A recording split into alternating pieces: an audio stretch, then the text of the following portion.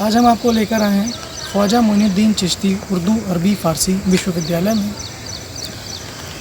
अभी परसों जब हमने एक विज़िट करी थी चीफ मेडिकल ऑफिसर के ऑफिस में, वहाँ से हमको एक लिस्ट मिली थी जो भी इस कोरोना काल में जो भी क्वारंटाइन सेंटर और कोविड अस्पताल बनाए गए थे, आज हम उनका ब्यौरा निकालेंगे। और आज से हमारा एक ये नई प्लेलिस्ट है जिसमें हम आपको कोविड सेंटर्स, क्वारंटाइन सेंटर्स और कोविड अस्पतालों का मैक्सिमम जो भी हमसे हो सकेगा हम आपको उनके वीडियोस और वहाँ के हालात दिखाने की कोशिश करेंगे। तो आज हम सबसे पहले आए हैं ख्वाजा मोइनुद्दीन चिश्ती उर्दू अरबी फ़ारसी विश्वविद्यालय जो लखनऊ में स्थित है, सीतापुर बाईपास पे। और अब हम यहाँ के कुछ ही देर में आपको यहाँ के वाइस चांसलर साहब से बात करवाएंगे। उससे पहले हम आपको ये दिखा देते हैं कि यहाँ पे जो क्वारंटाइन सेंटर बनाए गए थे वो हमारे पीछे वाली जो बिल्डिंग है स्टूडेंट फैसिलिटी बिल्डिंग है, इसको बनाया गया था क्वारंटाइन सेंटर। यहाँ पे लमसम 200 मरीज़ों के ठहरने का इंतज़ाम किया गया था। हालांकि अब यहाँ पे कोई भी मरीज़ नहीं है, सारे मरीज़ स्वस्थ होकर अपने घरों को जा चुके हैं। और कुछ मरीज़ की रिपोर्ट्स यहाँ पे बताया गया हमको पॉजिटिव भी आई थी, तो उनको KGMU भी भेजा गया है। एक बिल्डिंग को इन्होंने इसको बनाया था क्वारंटाइन सेंटर, और एक बिल्डिंग हमारे पीछे अभी इस तरफ हम आपको लेके चलेंगे और दिखाएंगे कि उस बिल्डिंग को इन्होंने क्वारंटाइन सेंटर बनाया था जो स्टूडेंट फैसिलिटी सेंटर था। और एक बिल्डिंग ये है जिसको गेस्ट हाउस कहा जाता है, जिसको इस यूनिवर्सिटी का, इस बिल्डिंग को भी इन्होंने क्वारंटाइन सेंटर बनाया था। यहाँ पर भी इन्होंने पेशेंट्स को कहा जाए, मरीज़ों को कहा जाए, इन्होंने इस बिल्डिंग में भी ला के रखा था। और जैसा कि ये बिल्डिंग है, यहाँ से आप देख रहे हैं इस बिल्डिंग को, और एक बिल्डिंग इस तरफ है, और इन दोनों बिल्डिंग में लमसम 200 लोगों के ठहरने का पूरा इंतज़ाम किया गया था। और जैसा कि अभी हम आपके वाइस चांसलर साहब से बात करेंगे और उनसे पूछेंगे कि जो इस बिल्डिंग में जो भी इंतज़ाम करे गए थे वो किसके द्वारा करे गए थे, क्या यूनिवर्सिटी ने इंतज़ाम करे थे या प्रशासन ने इंतज़ाम करके इनको दिए थे। और हमारे साथ यहाँ के वाइस चांसलर हैं जो अब हमें बताएंगे कि इनका यूनिवर्सिटी जो है वो किस डेट से क्वारंटाइन सेंटर में बदली गई थी, और CMO के आदेश के अनुसार इनकी यूनिवर्सिटी को बदला गया था। और हम इसी के मुतालिक कुछ सवाल इनसे आज पूछने आए। तो सर, सबसे पहले तो आपका बहुत बहुत थैंक यू, आप हमारे चैनल पे आए। ARN चैनल को मैं बधाई देता हूँ कि उसने भी हमारी यूनिवर्सिटी तक आने की जहमत उठाई। ये हमारा क्वारंटाइन सेंटर जब सबसे पहले नगर निगम की तरफ से संयुक्ता भाटिया जी मेयर साहिबा ने एक मीटिंग कॉल की थी, जब ये एकदम से वबा का मैसेज ये हुआ कि बड़ा ख़तरनाक मामला जा, तो उसमें हम लोगों ने वो मीटिंग की डेट मुझे एग्जैक्ट नहीं याद है, तो जिसमें सारे वाइस चांसलर थे, हम लोग थे।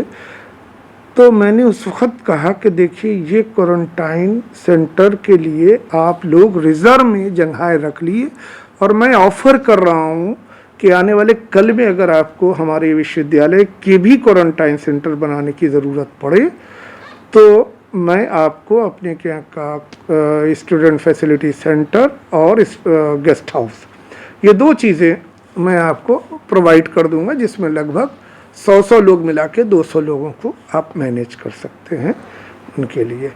तो ये हमने खुद ऑफ़र दिया था, और भी वाइस चांसलर थे, लेकिन हमने ये ऑफ़र दे के छोड़ दिया था क्योंकि उसमें शासन के, ज़िला प्रशासन के भी अधिकारी थे, नगर निगम के भी थे, और CMO साहब खुद भी थे। तो वो मैंने तब कहा था, तो उन्होंने कहा जब आवश्यकता हो मुझको 2 दिन पूर्व बता दीजिएगा। तब वो 8 अप्रैल को, ये 6 या 7 अप्रैल को फ़ोन आया कि सर इसको, तो मैंने कहा नहीं, पहले आपको देने से पहले आप पहले आइए, विज़िट कीजिए, इसको पूरा का पूरा सैनिटाइज़ कीजिए, और सैनिटाइज़ करने के बाद में हमने हॉस्टल से के तहत प्रोवाइड कराए, क्योंकि जाहिर सी बात है 200 लेटने बैठने की चीज़ें तो नहीं होती हैं कहीं पे अचानक। और मैंने उनसे ये भी कहा कि गद्दे और चादर आप लेके आएंगे। तो उन्होंने सैनिटाइज़ कराया पूरी दोनों बिल्डिंग को, और उसके बाद में 8 तारीख से यहाँ क्वारंटाइन पेशेंट्स आना शुरू हो गए। तो सर, जो पहली स्लॉट आई थी उसमें कितने लमसम पेशेंट्स आए थे? देखिए, इसका डेटा बैंक यूनिवर्सिटी को नहीं, हमने उनको स्थान प्रोवाइड किया था, और टोटल डेटा बैंक उनका काम था रखना कि 14 आए, कि पहले से सबसे पहले 12-14 आए, फिर उसके बाद में पता चला 2 घंटे के बाद में फिर चले आ रहे हैं 13-14, फिर उसके बाद में, तो ऐसे ये सिलसिला बनता रहा। लेकिन ये ज़रूर है कि जो जो आए उन सबको किसी को लौटाया नहीं, उतनी उनके लिए अकोमोडेशन की व्यवस्था बनाते रहे। और ये मान के चलिए हाँ 150 से 200 के आसपास तो आए होंगे, आना जाना जो लगा रहा, क्योंकि ज़ाहिर जिसके 14 दिन हो गए पूरे और निगेटिव है तो उसको क्यों रखेंगे, पॉजिटिव है तो उसको तुरंत, जैसे ही कोई पॉजिटिव निकलता था तो तुरंत उसको आइसोलेशन में, नेक्स्ट जहाँ भी उन्होंने उसकी सेकंड प्लान बना रखा था कि जो पॉजिटिव निकलेंगे उनको वहाँ ले जाएंगे, वो वहाँ शिफ्ट किया। अच्छा सर, दूसरा सवाल ये है कि जब ये क्वारंटाइन पेशेंट्स जो आए यहाँ पे रुके, तो सर जो उनका ट्रीटमेंट रहा या उनकी देखभाल रही वो उन्हीं का स्टाफ था या आपने अपना स्टाफ भी कुछ अपॉइंट करके दिया था उनको? नहीं, उसमें उनके पास जाहिर सी बात है, यहाँ यूनिवर्सिटी में तो लॉकडाउन की वजह से कोई कैंपस में था ही नहीं, केवल वाइस चांसलर के अलावा वाइस चांसलर खुद ने भी सैनिटाइज किए अपने हाथ से बिल्डिंगों को, इवन डॉक्टरों के लिए भी, क्योंकि उनकी तरफ से सीएमओ की तरफ से डॉक्टर डिप्यूट किए गए, वो यहाँ रहते थे। 2 या 3 शिफ्टें उन्होंने अपनी बना रखी थी, 8-8 घंटे की शिफ्ट के ऊपर डॉक्टर बदलते थे, और उनको भी मैंने एक अलग से प्रोवाइड करा दिया था। बल्कि उन्होंने डिमांड की सर हमको इनसे अलग रहने की जगह कर दीजिए, तो मैंने उनको उन लोगों से अलग रहने की जगह का इंतज़ाम किया। और वो पूरी डॉक्टर्स की टीम जो थी वो ज़िला प्रशासन और नगर निगम की थी। अच्छा सर, एक ये रहेगा, जो भी सामान आया उसमें, मतलब जो भी उन्होंने इक्विपमेंट्स भेजे, जस्ट लाइक गद्दे, चादर और जो भी खाने का, रहने का उनका, तो सर वो उन्होंने आपको अरेंज करने के लिए कहा या वो अपना खुद ही, मतलब आपने उनको एक प्लेस प्रोवाइड करा दी, उसके बाद उनको ही पूरा प्रोग्राम करना था या उसमें आपका भी कुछ रोल रहता था? रोल रहता था, मैं क्वालिटी ज़रूर चेक करता था जाके, कि ऐसा तो नहीं कि गंदी संदी चादर ला के डाल दी हूँ या उन्होंने गद्दे सड़े उससे तो नहीं रख दिए। तो ये मैंने बाकायदा कहा कि हम पेशेंट को तब बुलाएंगे जब पहले हम उसकी व्यवस्था चाक चौबंद देख लेंगे, क्योंकि ये सफाई की चीज़ थी। तो कोई भी चीज़ अगर गंदगी से होगी तो ये बढ़ेगी घटेगी नहीं। तो इस चीज़ को तो हमने स्वयं मॉनिटर किया, और उस मॉनिटर करने के लिए भी मैंने सीएमओ को भेजा। मैंने कहा आप अपने डॉक्टरों के लिए तो किट जो भेजते हैं वो भेजिए, हमें कोई हर्ज नहीं, लेकिन वाइस चांसलर के लिए एक्स्ट्रा स्पेशल, और जो मेरा अपना पर्सनल स्टाफ है जिसको वक्तन वक्तन जब मैं जाऊँगा तो मेरे पीछे पीछे तो बेचारा चलता ही है, तो उन लोगों के लिए भी मैंने किटें मंगवा के रखी। क्योंकि हम और ये देखिए, अभी आपने जब कहा कि भाई, तो ये देखिए ये तरीके की किटें भी उन्होंने भेजी कि जब हम यही पहन के मैंने भी बिल्डिंग को सैनिटाइज किया, क्योंकि डॉक्टर भी यही किट पहनते थे। तो ये मेरे पास अभी भी 2-3 बची पड़ी थी, तो जब आया कि आप क्वारंटाइन के सिलसिले में बात करेंगे तो मैंने सामने रख ली थी। तो ये डॉक्टर भी उन्हीं के रहते थे, गद्दे भी वो लाए, लेकिन मैंने ये ज़रूर कह दिया कि जब तक गद्दे और चादर प्रॉपर नहीं होंगे हम ज़मीन पे नहीं लिटाएंगे। सर आपका बहुत बहुत शुक्रिया हमारे चैनल पे आने के लिए। सर आप हमारे चैनल के माध्यम से कुछ मैसेज देना चाहेंगे? मैंने सबसे कहा, वही मैं ये भी कह रहा हूँ कि हज़ारों साल के बाद और आखिरी सबसे नया धर्म 1400 साल पुराना जो धर्म है वो है इस्लाम, और इसके बाद तो हम लोग समझते ही नहीं थे कि कोई दूसरा धर्म आएगा। लेकिन इस क्वारंटाइन में इस वायरस ने, इस कोविड-19 ने एक नए धर्म को जन्म दे दिया, और उस धर्म का नाम है मानव धर्म।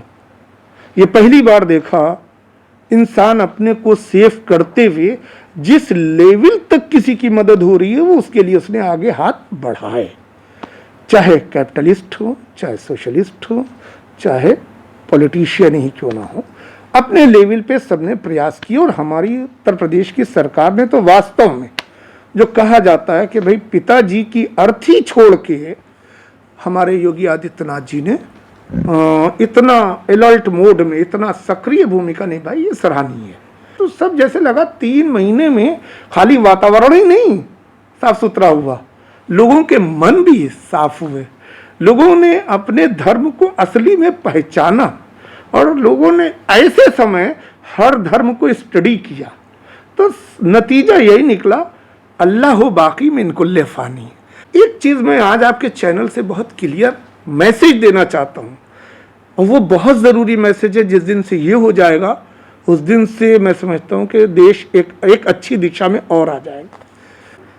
और ये एक गंगा जमनी तहजीब का मुल्क है। ये एक ऐसा गुलदस्ता है हिंदुस्तान जिसमें हर मजहब व मिल्लत के लोग रहते हैं। इसको ख़त्म करना सबसे बड़ी प्राथमिकता है कि हम उस समाज में रहें कि जिसमें हर रंग के फूल अपनी शान से जिए और आगे बढ़ेगा देश। हमने कई बार कहा देश विकसित दिशा में तभी पहुंचेगा, वरना विकासशील ही रह जाएगा, विकसित नहीं पहुंचेगा जब तक इस हिंदुस्तान के अंदर रहने वाले हर फूल को खिलने का अवसर दिया जाएगा, हर कली को खिलने का अवसर मिलेगा। जब हर कली को खिलने का अवसर मिलेगा तब उसमें एक अजीब, आप एक छोटी सी, आप किसी का स्वागत करना होता है, अरे भाई जाओ जल्दी से गुलदस्ता ले आओ एक अच्छा सा, तो वहाँ 50 तरीके के गुलदस्ते रखे होते हैं। वो भी इंसान की मेंटलिटी शो करते हैं। कुछ लोग एक ही कलर का लेते हैं, लेकिन ज़्यादातर 99% कहते हैं अरे भाई ये वाला दो, इसमें तो सब रंग के फूल हैं। जब आप वहाँ पर आपकी मानसिकता ये है कि आप उस गुलदस्ते को प्रिफर करते हैं जिसमें सारे रंग के फूल होते हैं, तो फिर ऐसे ही हमें समाज बनाना चाहिए, ऐसे ही हमें राज्य बनाना चाहिए, ऐसे ही हमें देश बनाना चाहिए। इस वीडियो के माध्यम से हमको बहुत कुछ जानने का मौका मिला। हालांकि हम निकले थे कोरोना काल की और कोरोना की बात करने, लेकिन जो इस यूनिवर्सिटी के वाइस चांसलर साहब हैं, उन्होंने हमको काफ़ी चीज़ें बताई जो धार्मिक भी थी, भाईचारे की भी थी, और ये भी कहा कि हमें अपने साथ साथ दूसरे का भी ख्याल रखना है। तो बस इसी उम्मीद के साथ मैं आपसे विदा लेता हूँ कि आप अपने घरों में सुरक्षित रहेंगे और अपने आसपास वालों का बराबर से ध्यान रखेंगे। Aqib Khan, All Region news.